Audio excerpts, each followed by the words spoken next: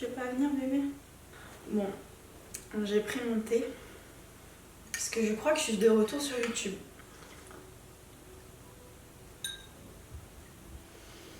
En fait, j'ai tellement délaissé ma communauté sur YouTube que la dernière fois, je réfléchissais. Je parlais aussi avec les gens de Snapchat et tout. Et je me suis dit, c'est pas possible, je peux pas délaisser cette plateforme-là. Alors, j'ai juste délaissé ça comme ça. Je suis partie. Aujourd'hui, j'ai rien de prévu. J'avais juste envie de parler un petit peu.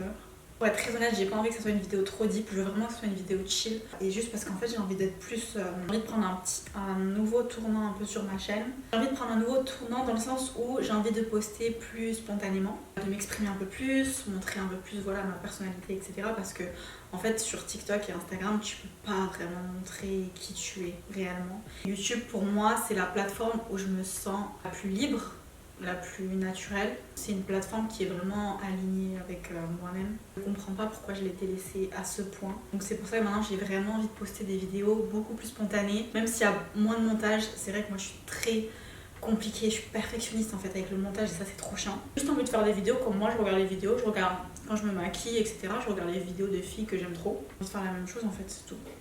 J'ai envie de faire la même chose, voilà. Et du coup j'en ai parlé sur Snapchat. C'est vrai que ça m'a touchée en fait de voir ça parce que je me suis dit putain il y a des gens qui me suivent depuis 2018 alors que j'ai arrêté les réseaux. En vrai de vrai j'ai pas été constante. J'ai fait une vidéo sur TikTok qui est devenue virale. J'ai pas vraiment compris pourquoi mais cette vidéo elle est devenue virale. J'ai expliqué pourquoi j'avais déserté les réseaux et tout. Et j'ai reçu des centaines de commentaires. Et ça m'a juste choquée parce que je me suis dit ah ouais putain en fait j'ai quand même commencé il y a longtemps les réseaux sociaux et j'ai fait partie de l'adolescence de certaines personnes et tout. Ça m'a fait un petit choc en fait, ouais, j'avoue de voir tous ces commentaires là. Ça m'a fait un petit choc, c'était en août, là on est en novembre. Et j'étais abasourdie par tous les retours que j'ai eu. TikTok il fait quoi? Il fait 1 minute. Mais j'ai un peu expliqué rapidement ce qui s'était passé. En vrai je peux en parler là sur YouTube. Je vais pas trop rentrer, j'ai pas envie de rentrer trop dans les détails parce que bah, forcément ça engage d'autres personnes et tout. Et je sais pertinemment qu'il n'y a pas que mes abonnés qui regardent mes vidéos. Il y a aussi des personnes que je connais, il y a des personnes bah, forcément de notre entourage, etc. Et j'ai pas forcément envie que ces personnes-là savent ma vie et sache sa vie aussi. J'étais dans une sorte de relation qui a fait que bah, j'ai un peu perdu toute ma lumière. J'ai un peu arrêté de tout faire quoi. Voilà, j'ai un peu arrêté de tout faire parce que bah, c'était assez compliqué de continuer à être sur les réseaux, à faire des photos, à filmer des vidéos, etc. d'être naturelle, d'être moi-même, en sachant qu'à la maison je vis juste un enfer. J'ai eu trauma sur trauma, franchement je vous mens pas. Toutes les semaines, c'était des cris, des embrouilles tout le temps.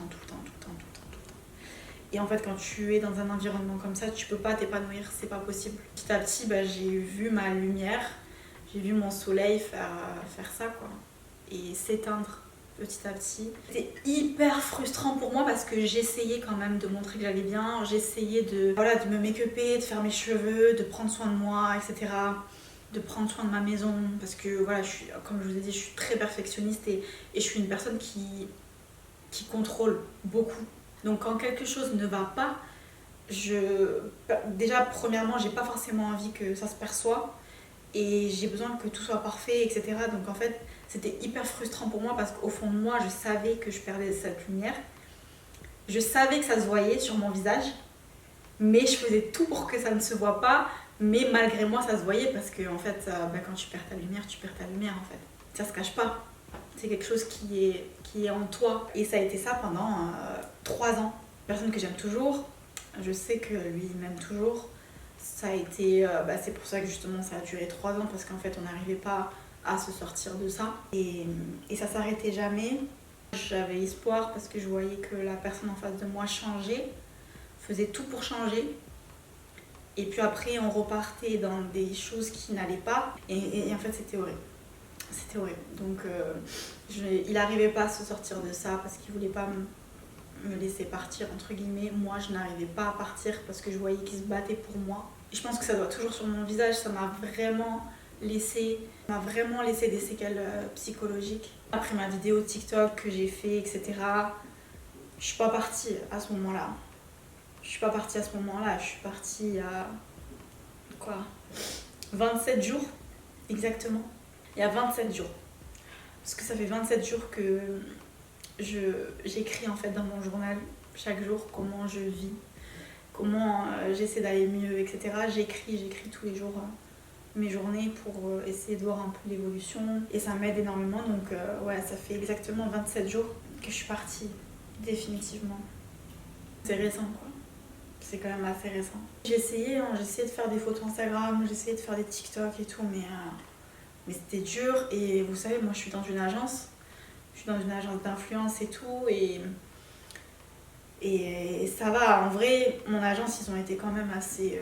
mon agent en tout cas, il a été quand même assez conciliant avec moi. Il savait la période par laquelle j'étais en train de passer parce que du coup il le connaissait, etc. Et puis mon agent il a été quand même assez conciliant. J'ai pas eu trop de pression non plus mentale avec du coup mon agence d'influence et tout. Donc ça va, mais c'est plus moi, j'étais pas fière de moi en fait. Pas fière de moi parce que si je suis très très honnête, en fait je sais que si j'avais fait les choses bien avec l'influence et avec YouTube, etc., je serais pas là où j'en suis aujourd'hui. Je sais que je serais beaucoup plus loin que là où j'en suis aujourd'hui parce que j'ai commencé en 2018.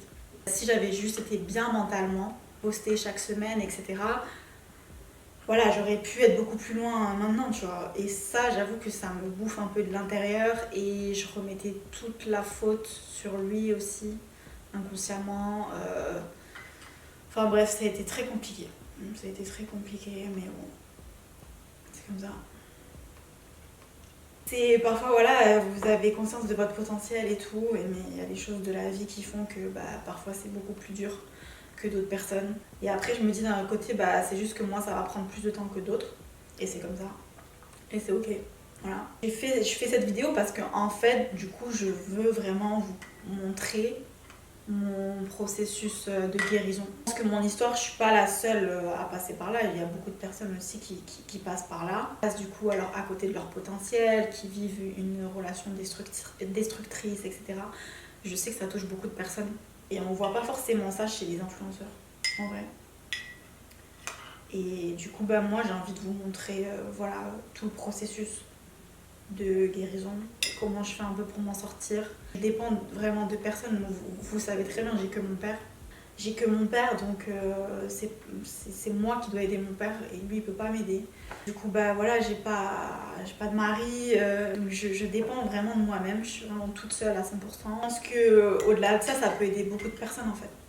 Ça va m'aider moi-même, ça c'est sûr et certain, ça va m'aider moi-même parce que dans tous les cas, je pense que j'ai un peu besoin d'extérioriser, besoin de m'exprimer un petit peu. Moins me frustrer aussi de, justement, si je poste, c'est comme ça que je serai beaucoup plus fière de moi. Parce que ça me frustrait énormément de ne pas poster. Si je sais que ça va aider beaucoup de personnes en fait. Ça va aider beaucoup de personnes et la dernière fois justement j'en ai parlé sur Snapchat. Et j'ai dit oui, qu'est-ce que vous aimeriez voir sur ma chaîne et tout. Il y a une fille qui m'a dit ça. Et je me suis dit oui, en fait c'est la logique. Donc voilà. J'ai envie que ma chaîne, ça soit un peu comme un journal où on évolue ensemble et où on s'entraide ensemble. Voilà. J'ai vraiment envie de juste prendre ma caméra à chaque fois que j'ai des trucs à dire. Parce que je vous jure, j'ai tellement de choses à dire. Parce que moi, je vis toute seule, donc je me parle toute seule. Je fais des conversations tous les jours parce que j'ai beaucoup de choses à exprimer. Et là, j'ai envie de le partager avec vous en fait. J'ai vraiment envie de le partager avec vous. Parce qu'il y a plein de choses, il y a plein de sujets que j'ai envie d'aborder.